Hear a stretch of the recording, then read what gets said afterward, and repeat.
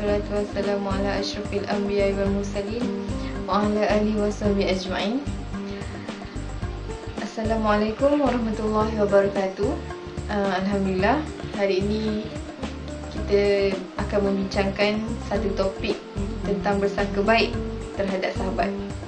Okey, pertama sekali kita lihat, betul ke orang yang utamakan sangka baik ni dari sangka buruk adalah orang yang sabar? Betul ke? Okey, sangka baik ni ada kaitannya sebenarnya dengan sabar ni. Malah kalau kita fikir balik, bukan senang untuk kita bersangka baik, betul tak? Bersangka baik ni melibatkan hati kita. Oleh itu, kita kenalah sentiasa didik hati kita selalu untuk bersangka baik dengan sahabat. Okay. Kita sebagai manusia, kalau sentiasa bersangka baik dengan Allah, sebenarnya secara tidak langsung kita juga akan sentiasa bersangka baik dengan sesama manusia. Kalau nak tahu, senyuman mendahului kemarahan. Saya pernah dengar ayat ni. Ini merupakan sunnah Rasulullah SAW. Okay, subhanallah, dan kita tidak sedar hidup kita ni sangatlah memerlukan seorang sahabat yang sebagai peneman dalam hidup kita. Sama ada ketika kita gembira, ketika kita sedih, dialah pengubat duka kita kan. Okay. Dan sahabat yang baik adalah mereka yang sentiasa nak lihat kita melihat kebaikan untuk diri kita. Jadi tentulah ada konsep ditegur, menegur. Itu merupakan satu kebiasaan dalam hidup manusia kan. Sebab apa? Sebab apa perlunya konsep tegur menegur ni? Sebab hidup kita ni tak ada yang sempurna. Banyak cacat celah, banyak kekurangan. Oleh itu, sesuatu perkara kalau ada kita tersalah ataupun kita melakukan melanggar syariat yang tidak sepatutnya, mesti ada orang yang betulkan kita. Siapa lagi kalau bukan sahabat kita, kerana sahabat tu dekat dengan kita. Kadang-kadang teguran tu akan membuat kita masam muka kan, secara tidak langsungnya kita rasa hati, kita rasa sensitif dengan teguran tersebut. Tapi teguran tu sebenarnya adalah kebaikan untuk diri kita kan. Mungkin dalam situasi ni, kalau kita ditegur kan, kita akan terasa, benda pertama yang kita akan rasa dalam hati kita ni tanggapan negatif. Mungkin sahabat tu dia, apabila kita tegur dia sedih, tak nak layan kita kan, disebabkan terasa dengan teguran tersebut, atau macam-macam lagi perasaan buruk yang akan timbul.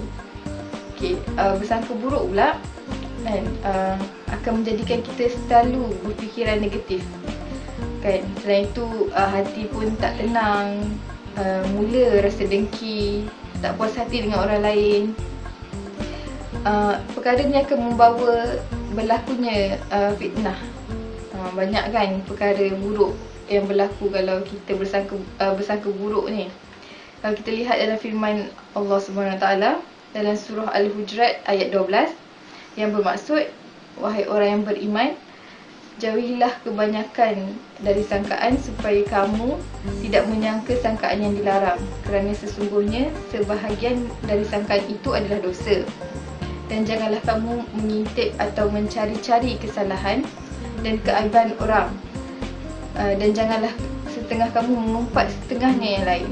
Adakah seseorang kamu suka memakan daging saudaranya yang telah mati? Jika demikian keadaan mengumpat, maka sudah tentu kamu jijik kepadanya. Oleh itu, patuhlah larangan tersebut dan bertakwalah kamu kepada Allah. Sesungguhnya Allah penerima taubat lagi maha mengasihani.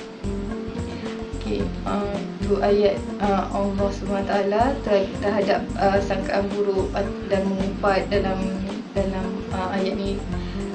Jadi teguran tu memanglah kita akan rasa macam akan timbul berbagai rasa dalam hati kita ni. Tapi tak salah untuk kita sedih, sebab kesedihan tu memang fitrah manusia kan. Tapi bukan je sedih yang berlebihan. Lagi elok kalau kita cepat padamkan lintasan negatif tu, sangkaan buruk tu, dan kita gantikan dengan sangkaan yang baik. Jadi sangkaan baik ni sebenarnya sifat orang mukmin. Jika kita lihat sahabat yang baik ni adalah sahabat yang tak senang kalau kita tak boleh duduk diam kalau dia nampak sahabat dia buat salah kan. Kita rasa nak tegur dia, janganlah buat salah kan. Sebab apa? Sebab kita sayangkan sahabat kita kan.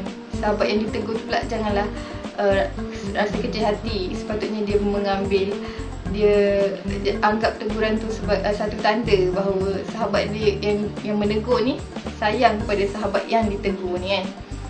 Okay. Sahabat yang baik juga adalah sahabat yang gembira apabila kita berjaya dalam kehidupan kita kan. Contohnya sahabat kita dapat anugerah cemerlang, jadinya kita rasa gembira dengan kejayaan tersebut lah sebagai seorang sahabat kan. Okay. Balik kepada diri kita semula, diri kita. Kalau satu hari nanti kita ditegur sahabat demi kebaikan dengan cara yang paling berhikmah, tapi lepas tu kita bagi teguran tu kita pula ditengking kan. Mungkin kawan kita tu ego dan malu pada kita, jadi dia jauhkan diri daripada kita sebab kita tegur dia kan. Dia ingat kita tak suka kat kita, tapi sebenarnya teguran tu untuk kebaikan diri dia. Bila jadi keadaan macam ni, adakah kita nak rasa kecil hati ataupun apa yang kita nak buat kalau kita dijauhi kawan kita yang kita tegur tu kan. Okay. Kita berbalik kepada sebab apa kita tegur dia, sebab apa kita tegur sahabat kita. Kalau teguran tu semata-mata kerana Allah dan sebab kita sayangkan sahabat kita tu, jadi rasa kecil hati tu akan hilang kan. Sebab walaupun kita kena tengking kan, disebabkan teguran tu, sebab kita lebih sayangkan kawan kita tu. Perasaan sayang tu lebih daripada apa yang dibuat dekat kita walaupun kita kena tengking kan. Kita kena tahu dalam persahabatan tu kena ada tolak ansur kan. Bersahabat ni seperti sebuah perkahwinan lah kan. Sebab apa? Sebab kalau kita nak kahwin, kita kena cari pasangan yang sesuai dengan kita kan. Jadi sama macam kita memilih sahabat, kita nak pilih yang terbaik kan. Kerana sahabat ni mestilah kita nak berkekalan kan. Sebab kita nak kongsi cerita hidup kita dengan dia kan. Okay, kesimpulannya, bersangka baiklah dengan sahabat kita. Orang yang bersangka baik dan kuat perasaan baik ini adalah orang yang dekat dengan Allah. Sebab apa?